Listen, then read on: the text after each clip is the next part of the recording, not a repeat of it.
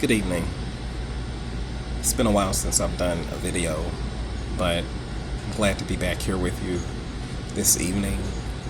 I'm just giving you a little bit of an update since I retired from the Air Force, received a medical retirement in March of this year.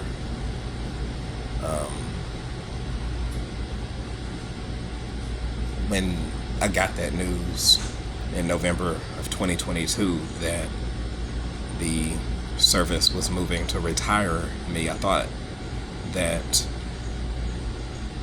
it was the end of the world. I couldn't foresee anything positive ahead for the future because the military had been my entire life, and I had completely dedicated myself to that over the course of the past decade, and it provided me a great number of opportunities and experiences that I couldn't have gotten anywhere else. I met incredible people.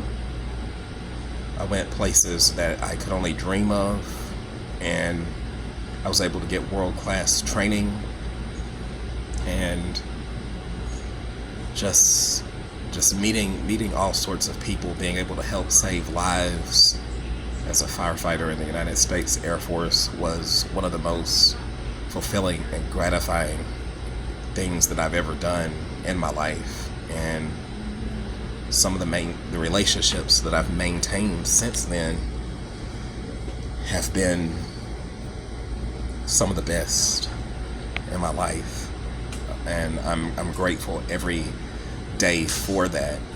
So I will admit that when I got the news that I was found unfit due to herniated discs, I was quite devastated.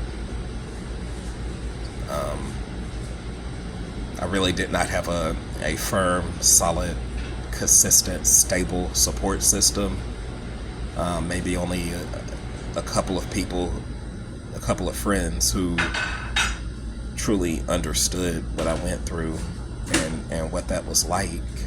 And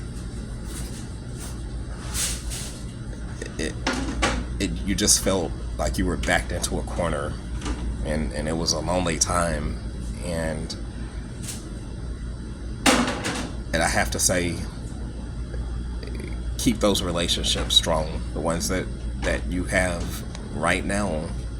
If you're going to go through this process and exit the military through a medical evaluation board, make sure that you keep your relationship sound. And that advice goes if you're doing a 20-year retirement or you are completing your enlistment and choosing not to re-enlist and simply separate thereafter. Your life will never be the same again. Everything that you knew and that you were accustomed to before life in the military service, you can pretty well put it on the back burner because it's firmly in your past. So you have to focus on paving a path for your future. And before I exited the military, I had started an e-commerce business, and it wasn't where I wanted it to be, but since departing from military service, that concern is steadily growing. I'm getting more referrals by the day, and I couldn't be more grateful for that. So that's something that I plan to continue. I'll go back to school starting right after Labor Day, September the 6th, if I recall correctly. So I'm looking forward to doing that. And that's something that I have aspired to do for a long time.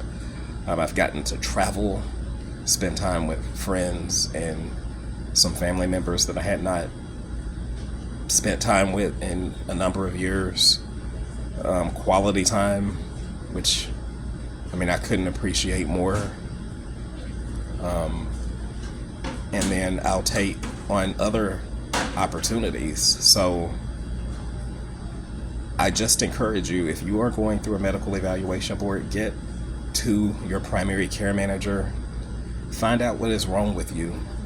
Request referrals to specialists if necessary. Push until you get any kind of evaluation or exam that will diagnose any kind of condition that you might have, which could prohibit your continued fitness for duty.